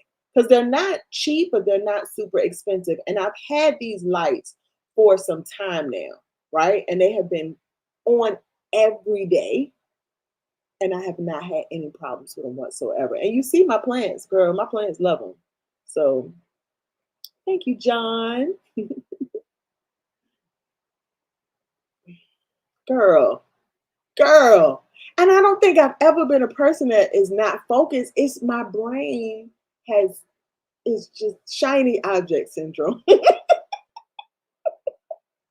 Oh, it works directly for thrips. Okay, now does it kill them or does it deter them? So yeah, let me know that because okay. Gotcha. Yeah, let me know whether it kills them. I'm so far behind. Okay. Now are these because the grow lights that I have are the long like I guess they call them T4 bulbs. I'm just going based off my memory. I ain't done no research lately. But they have some grow lights that are more decor, like they look better in your living room. I'm not worried about look in here. And on my plant shelf, you can't even see them because they're under they're attached to the bottom of the previous shelf or the top shelf. But in here, I don't worry about decor. But if it was in my living room, I would want something that looked nicer. I don't know about Vivo Sun. I haven't tried those, but I'm wondering if you don't mind the design. Okay. So let me know if they are do you mix the oils with water and how do you use and apply the oils? Yeah, give us more details, Danny. Hey, hey. All right, maybe I just dropped the link. Hopefully that works. No, it probably won't in this chat. It probably won't link. Hey, Rachel. Hey, love. Y'all check out Rachel's channel. Rachel has some beautiful plants as well. Rachel, I have thrips. They crashed the party. They crashed the party. They were not invited. Yeah, I don't see the link either. Um, yeah, I don't see a link. If you put it in the chat, where did you put the link, Danny? Yeah, so we were talking about thrips. We've been talking about thrips and what my solution is. And if you guys haven't so far, I see how many are in here. 17. Make sure you guys hit that like button. Everybody is subscribed because everybody here is family, but hit that like button so we can get more people on this train so that they can, yes, Rachel, so that they can find out more about thrips. So we talked about the different stages of thrips. We talked about, what thrips look like. I can show you again since you missed it, Rachel. This is what a thrip looks like. And for those of us that have several plants, I'm not going to say how many, but several plants in our collection, we have a lot of propagations. Looking at every leaf in your plant feels insurmountable. Like it's almost impossible, right? It really is impossible. We love plants so much, there's no way we can have just 10. So looking at every leaf on every plant, and imagine a baby plant like my Bella. Ooh, girl. Squirrel. I called this, so y'all can't talk about me. Let me get my Bella because I want to show you. Okay, first off, the reason I'm thinking about the Bella is because my Bella, I saw a thrip on my Bella. Y'all, don't cry for me, Argentina. Why she do that? Why? Why did the thrip? So the thrip was like, girl, I like Bella too. My baby had a thrip on it. She got the spray, and that's when I was like, enough is enough. It has to be thrips because now I'm seeing it on different plants. And so I sprayed, just for those that missed it, I did a sulfur solution on every plant in my collection. Mixed the sulfur with the water, sprayed her down with this sprayer. Get you one. Don't sleep on it. They're not that expensive. You can keep them forever. If you decide to stop caring for plants, you can use it for other things. I don't know what, because I don't know why you would ever get rid of plants, but you can. It's a beautiful thing. But on my thrips, I'm not claiming that. I rebuke that. On my Bella, I saw a thrip. So we sprayed her down. I kept saying something went right with my Bella. Something was going on. She was tripping. I couldn't figure out what it was.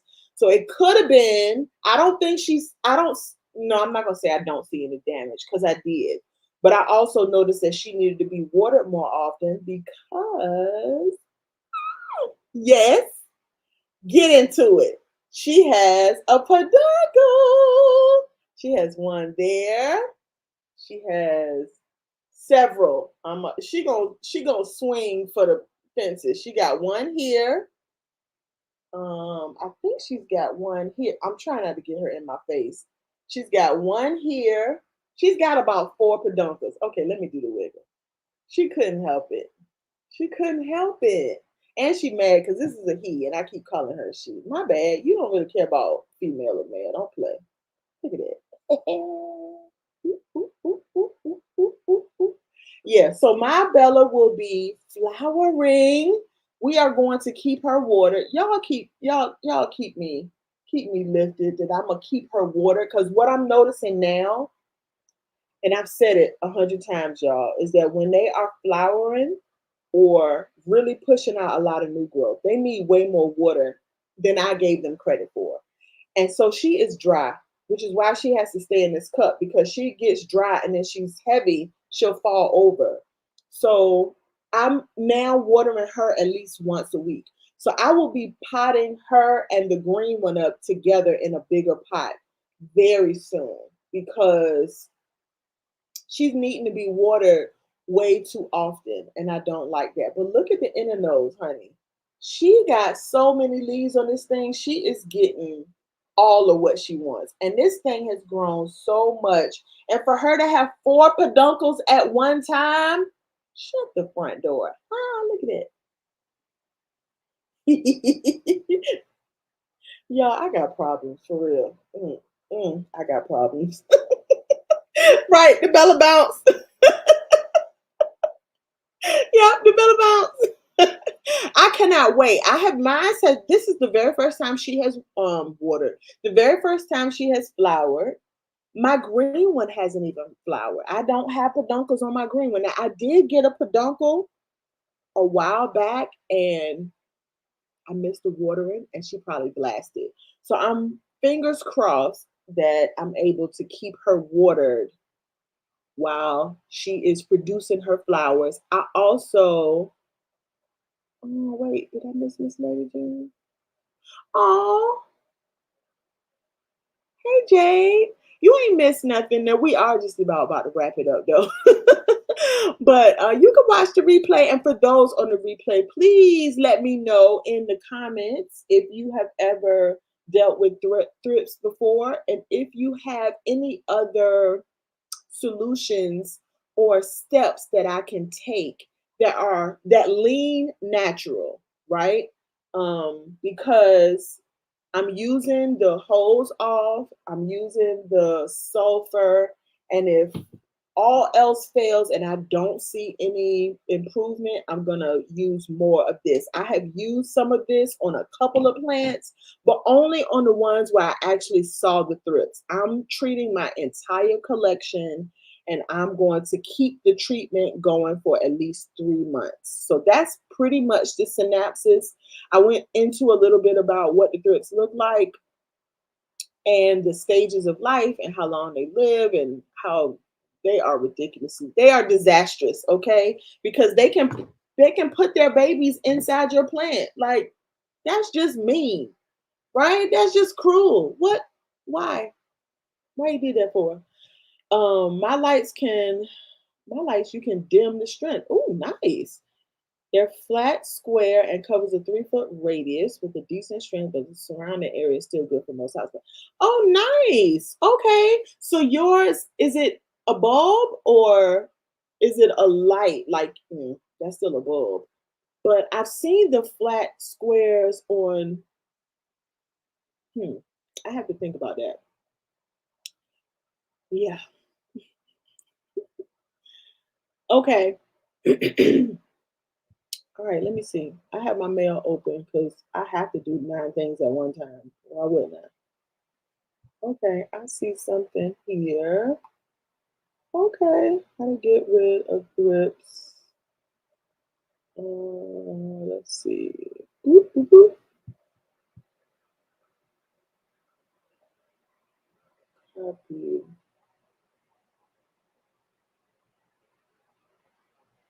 Okay, what I will do, Danny, I will put this in the description. I will add this to the description. So you guys come back and put this in the description because I'm almost thinking this link, for whatever reason, is giving me the long link. And I think it might be too long to put in. Ooh, and I need it. Yes, it's long. I'm gonna put it in the description because what I'm gonna probably have to do is figure out how to get this short link. But I'll put it in the description of the video. Okay. So what Danny is sharing is ways um, to get rid of thrips naturally, and it's pretty much what I said. Blast them off with water. You can use an insecticide, which is our DIY bug spray. And you can use a lint roller to get them off. You want to get rid of anything that's infested, and make sure, this is a tip that I have said before, but sometimes you got to say all the parts out loud because you don't think about it. When you think about it, if I say I'm getting rid of bugs, I see people all the time pull out their vacuum cleaner and vacuum the bugs up and be like, yeah, the bugs are gone. They're in your vacuum cleaner, which is still in your home.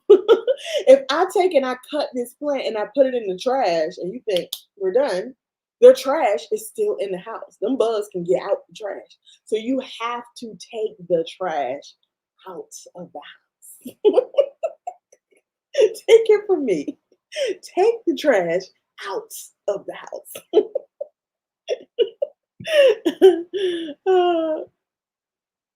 Thank you. This is my Louis Bois. This is the plant that shares a name with my dad.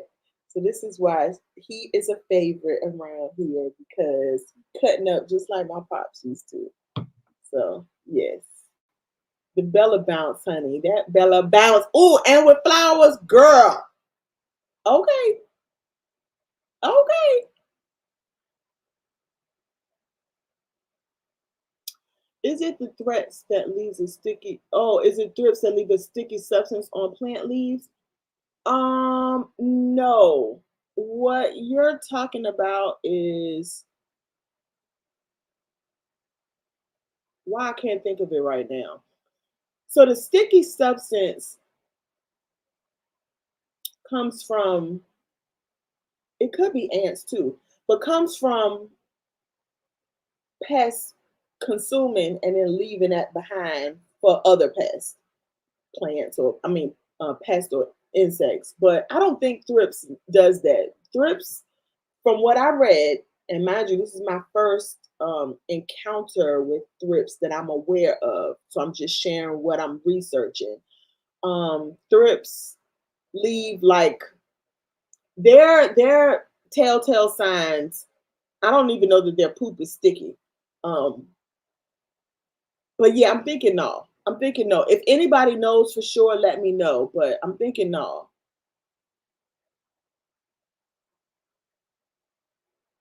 No, you fine. I could read between those lines, but I'm thinking no. I cannot think of the pest that leaves the sticky stubbins, because I know what you're talking about, and it's sweet.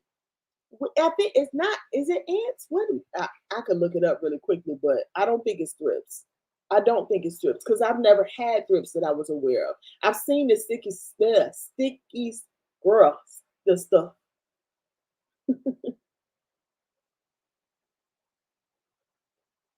Okay, aphids.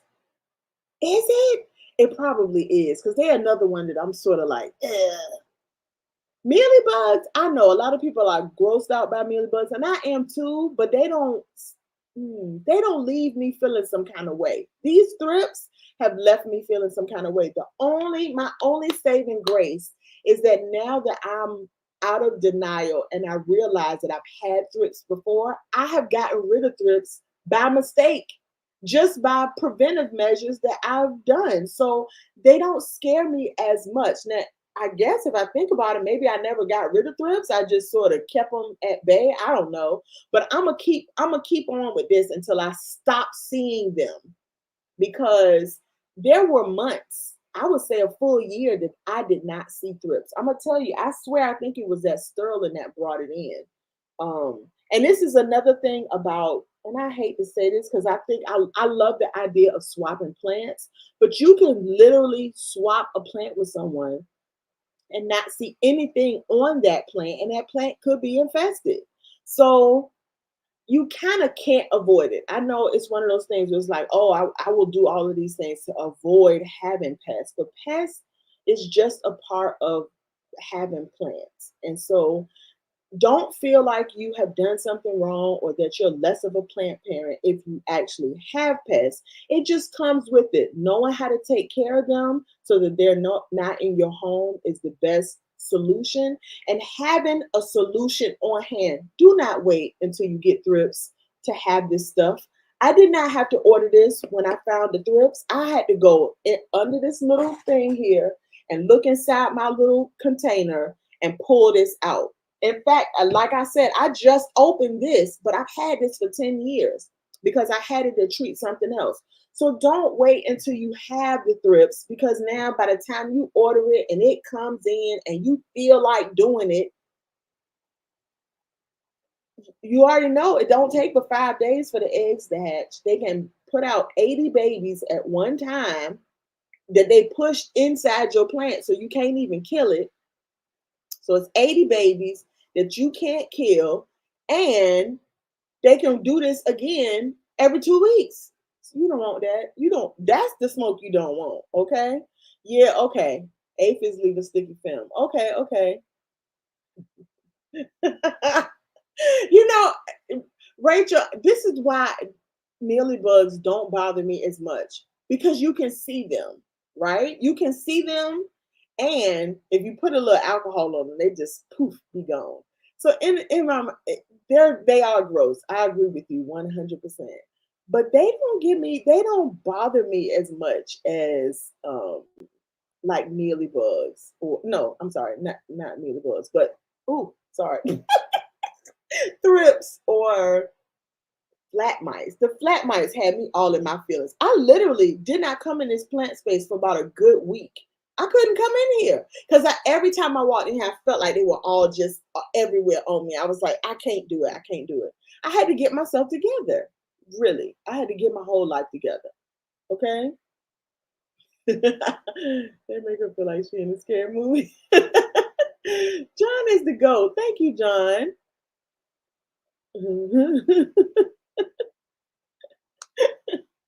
Rachel, that's her name, Rachel. Oh, okay, thank you, Danny. I will add that link in the description. Okay, okay, yeah, I see it here. So yeah, I'm gonna add this one into the description. Let's see if it's a shorter one. No, it's the same. I hit the wrong one. Yeah, it's giving me the same link. I'm gonna have to see if I can right click and do something with that. Okay. Does anybody have any other questions? Let's see. Wait. But it could be EFN, the leaves. Oh yeah. I don't know what EFN is, but you're right. Some plants do, especially plants that flower like Hoyas. They they have a sticky substance. It's like glucose. It's like sugar water, right? And that's all part of their whole ecosystem where they calling in pests to do certain. I don't want to call them pests, insects to do certain things, because they all give to each other. They all create a community of feeding each other and living off of each other. So it's a beautiful thing, but just not in my house, right? We don't need that here. What you need, I'll get it for you. Don't call them. I get it. What you need?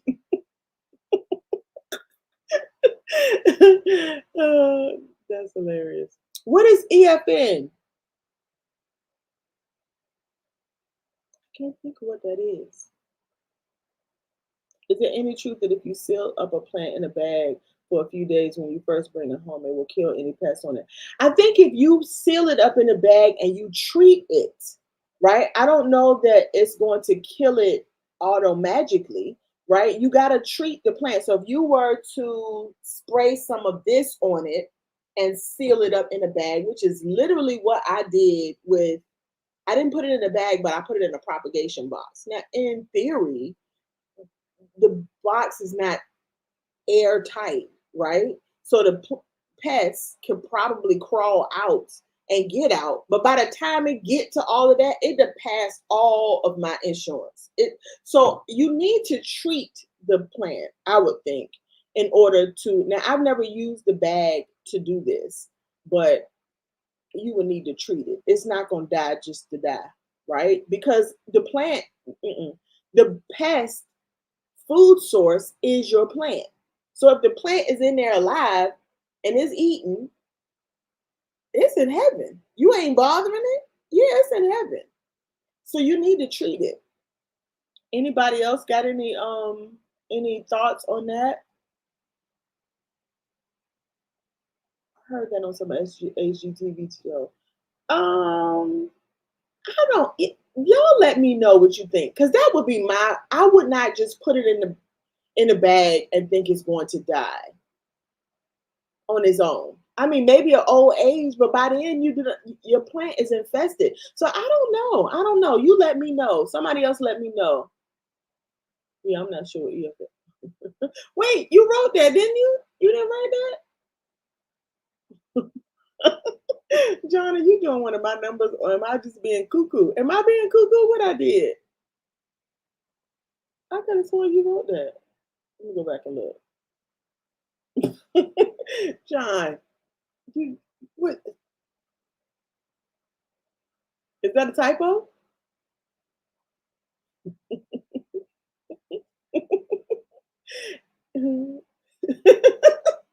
All right, John, come on now. What you trying to do?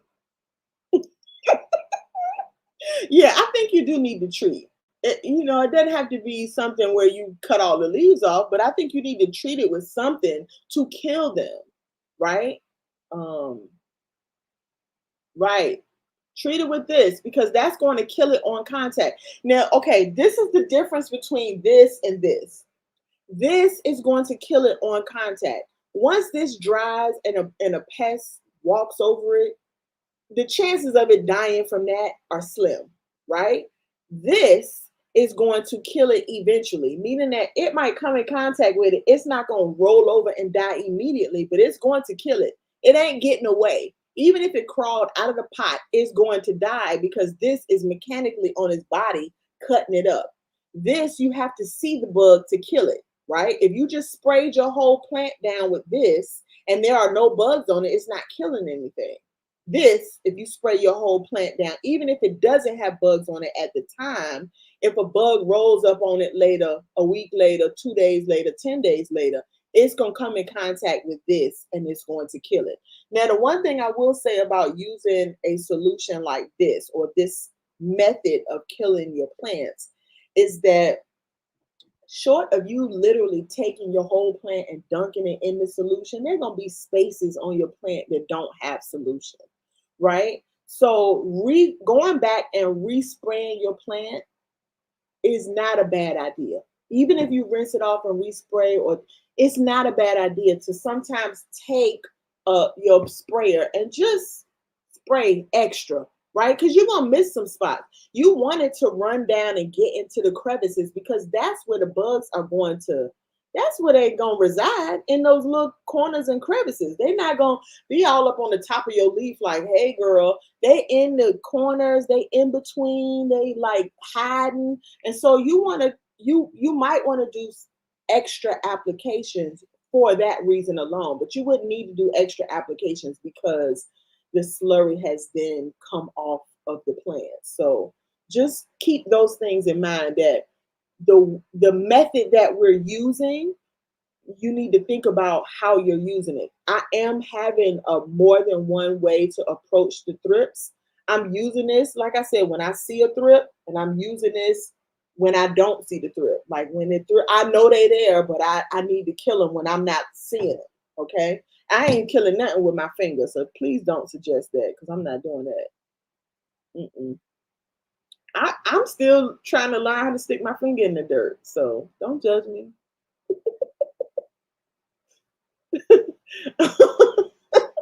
Oh, you saying you know it's EFN, you just don't know what EFN stand for. I was like, what, John? You wrote that.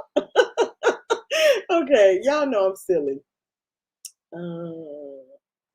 Okay, I love the bag to watch the plant. I want to see what's hatching. Oh, okay. So yeah, Rachel does use a bag. Now, do you treat your plant while it's in the bag, Rachel, or do you just to do it to see if it has anything, any creepy crawlies?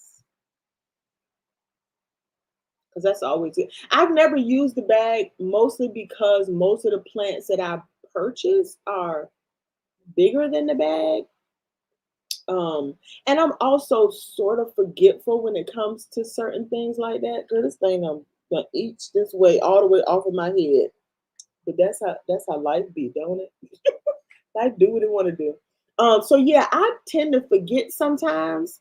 Um, and so I've been left that thing in the bag for forever.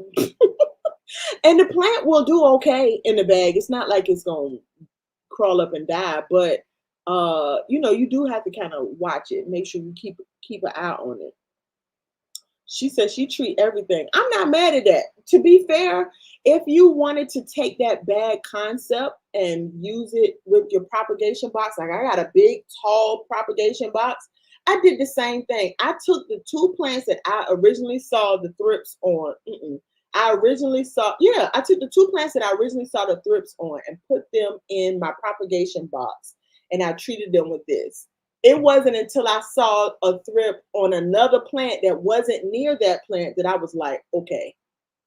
Because I move my plants around, it's no telling. I pull my plants out to do a video. I have them all sitting on the table. So in theory, like, yeah, I was the spreader. I was the super spreader because I was moving the plants. I'm flicking them. I'm doing all kinds of things. So yeah, I probably was a super spreader myself. And so at that point, I was like, treat everything. Because if I was a bug, I'm going to lay low until you rinse the spray off. And then I'm coming back. So I said, I'm treating everything. And I literally went to every plant in my house and treated not only the leaves and the stems, but I treated the top of the soil too. And I already have diatomaceous earth in the soil, but you can literally take the diatomaceous earth and use the puffer. It comes with the puffer, by the way. This is not something I purchased separate. It came in the bag of diatomaceous earth, and you can puff on top of the soil. Let me tell you what else this is good for. For those who have rental property, or it work on bed bugs. So if you're in an office or fleas, all those little jumpy, bumpy little things, it works on all of that. So if you have that situation, or you have any situation where you need to kill some right now, use diatomaceous earth. Diatomaceous earth will work, and it has no smell. And this is food grade, so it's safe around your pets. I want to say both of these are safe around your pets and you. This is not something that I will go around squirting in the air and just breathing willy-nilly. So protect yourself when you use these kinds of things. But other than that, safe.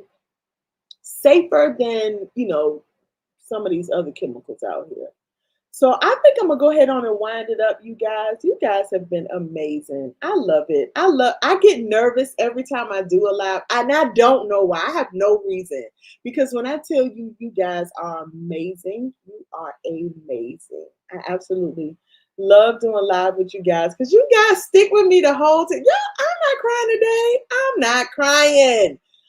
I'm not crying. I promise you I'm not. When I bring my plants home from the October swap, I will treat them with a systemic neem, BT, and depending on 7 to keep bugs away.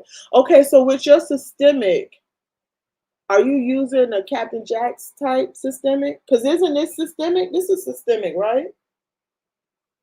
They're not going to tell you it's systemic. But I feel like this was one that I thought was systemic.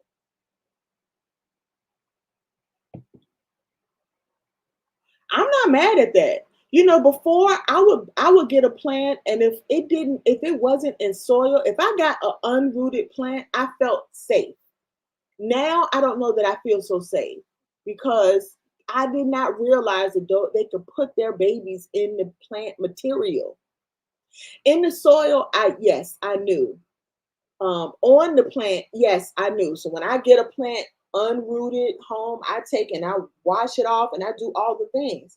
But if the babies are inside of the plant material, you could still bring thrips in your home and not know. I was one of those people that was like, I don't even understand what's the big deal about separating your plants. I still kind of feel like a plant can walk from your living room to your bedroom. So it's not like moving them from one room to the next is going to save your collection. But I can see how you can still bring in pests, even though you've done everything you can to prevent bringing in pests. So there's that. We learn, right? Oh, thank you.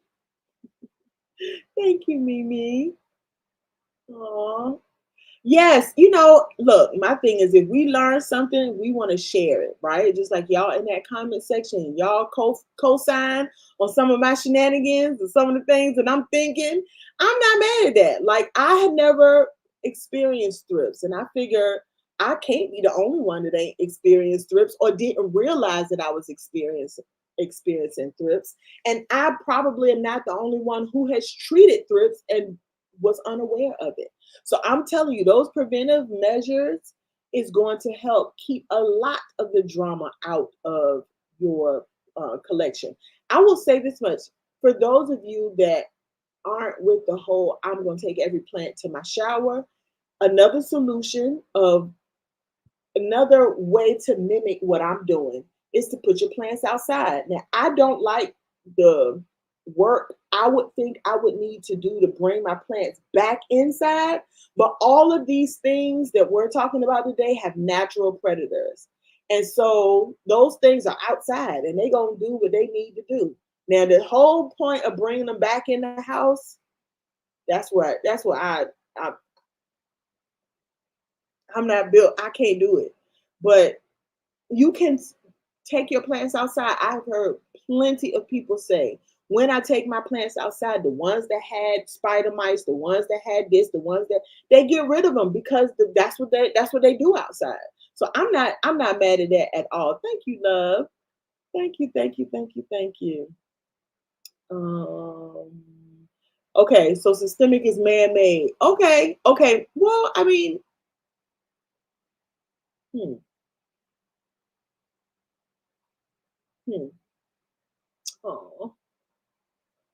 Oh, thank you. Yes, I am. Y'all would not believe it. I am. I'm always nervous when I start a live. Hell, I'm always nervous when I do a video too. But the lives feel cringy sometimes. And when my stuff don't work, it's like it really puts me in a funk. Like, I really was so excited because I really wanted to use the lighting on the phone, but I'm gonna figure something out because I have an iPad that I want to use as well. I think the lighting from my iPad, I'm using my Mac computer and I'm using a camera on my Mac. I'm not using a real camera to do the live. And so I just don't think it does a good job of picking up light. And so even though I have a lot of light shining on me, it feels dark in here. So I'm going to do a better job of getting better equipment so we can have a better experience. Yes, actually, I love it. Yes. I use systemic when I bring them in for winter. Okay, I can see that. So does the systemic, this is my problem. I am curious to a fault. Even though I'm trying to get off this live, I'm asking questions. Who does that? But do the bugs get used to? Because this is what I heard about thrips, that they will get used to the systemic, and then you won't have a way. If I guess if that's your only way of killing them, you wouldn't have a way to kill them. But I like to use these because it's ongoing and I don't have to do nothing special. But does the pest get used to the systemic? And does that depend on the pest? No, funny about it is I am, like I said, I'm a recovering software engineer. So I'm not really so much nervous about the technology. It's that when it fumbles, I get thrown off because I want to go down the rabbit hole and fix it, but I need to stay focused over here. So I have shiny object syndrome issue. So I'm not so much nervous about the technology. I want to go fix it. I would have been up here tinkering for the last 45 minutes trying to get my phone to work because that's how my brain. So now I'm like, no, focus on what you're supposed to do. And now I'm just like, what was I doing? How was I? It's like it just throws me off. So I'm glad you guys are so what's the word? Forgiving and don't hold my feet to the fire because baby. But yeah, I'm not so much afraid of the technology. It's girl, me learning. Because I'll learn right in front of you. I don't have no problem with that. I would have literally sit here with his whole life and try to figure out how to get this technology working. But I'm like, stay focused. I switch between two every other year. Okay. So you change them. Okay. And you use neem oil too when you bring them in. So when you bring your plants in after using neem oil, do you reduce the light for a little bit and do you use neem oil on all of your plants? Because I have neem oil. It stinks. I mean, it stinks. If plant had butt, it would smell like plant butt. It stinks. I don't like the smell at all. And it's really hard to get over because my room is closed. It's like even if I spray and rinse all the things, it's like it has this underlying smell. And I don't like that in here. Not yucky, yucky. Right, child, help me. Help me. Because I would have been in here like, I could do this. Let me just try this one more thing. That's why I was like, after this, I'm not trying nothing else. Now, after we get off of here, I might play with it a little bit long, but it's different when you're not on the live. Everything works when you're not on the live. Because see, the problem is that I can't hear what you hear. Right. And so anyway, see, Mimi, we just talked about this. I have shiny object syndrome, so I will get distracted in a heartbeat. And the light just came on. All right, you guys, I think we covered it. I think we covered everything. I'm going to add Danny's link into the description so that, work with me, John. Come on now. Okay. It's like beer, I guess, right? Like some people like the taste of beer, and you just like, but really? Like I can see you getting used to it, but you like it? Okay, I get that. I'm gonna try not to screw my face because I know it's rude, and I don't mean to be rude, but it's not that I don't want to be rude, so I'm not gonna screw my face, but it has a smell you have to love it because it's it's different. It's different. So yeah, now if you can stomach the smell, if you can get past the smell, I think neem oil is a really good solution because I think it hangs around even longer, even after a rinse off, because it is an oil, so it kind of sticks to your plant a little bit, right? So I like the idea of neem oil, but it does have a smell to it. And I think one of the things that I did was I had some in a jar, in a spray bottle, that I made up a batch And then, because the way you make up a batch is that you mix it with water. And I made up a batch and I used it for whatever I needed to use it for. And then I put it up and I forgot about it. And so when I went to go open this up to see what it was probably a mixture of that and something stale. It just, mm, okay, we're going to let that go. We're gonna let that go. We're gonna let that go. But yeah, neem oil definitely works. So I love that solution. So for those that was a little late to the party, I'm gonna go over those solutions one more time just before we head on out. The way I'm handling these thrips is I'm going to periodically rinse my leaves off. That way I'm mechanically getting rid of any thrip that might be on my plant. I'm also then going to respray my plant with a sulfur solution.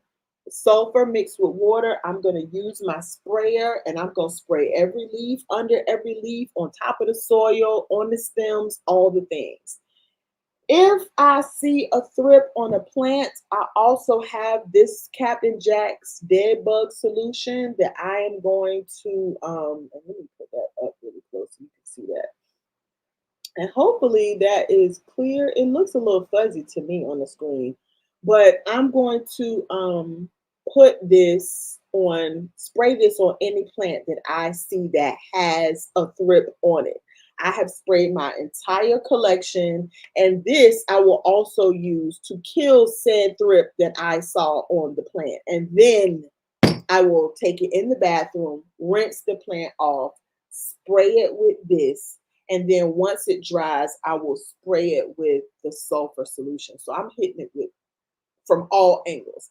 And I'm pretty sure it's still going to take some time for this to happen. So I will keep a spray solution of this sulfur spray solution on my plants for about no less than 90 days.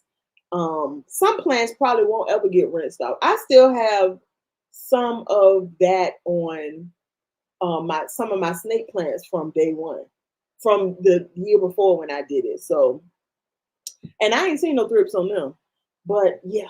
So that's what I'm gonna be doing to get rid of my thrips. I know, I'm sad, and it was on a propagation. Because look, I don't know that I mentioned this before, but the eggs can also fall in your soil. So they don't have to put the eggs inside of your plant. They could put it on the soil. And so you want to treat your soil, the top of your soil too. So make sure, if not, you can sprinkle some of the diatomaceous earth. This is one of the other solutions. You can sprinkle some of this, and that's the spelling of it. You can sprinkle some of this on your soil or mix it in your soil. Or you can use the puffer to spray on your wet plant. So once you, and the diatomaceous earth and the sulfur work the same. So you can put this in a puffer. You can wet your plant down because now you're getting the bugs off. Wet your plant down and then take this diatomaceous earth and puff it onto the plant. I just find that this thing is a little finicky, and I really would rather use the sprayer better. Like that works better. One tip. Do not try to use that sulfur or the diatomaceous earth in a mechanical pump like this, because it clogs up the thing and it just stops working.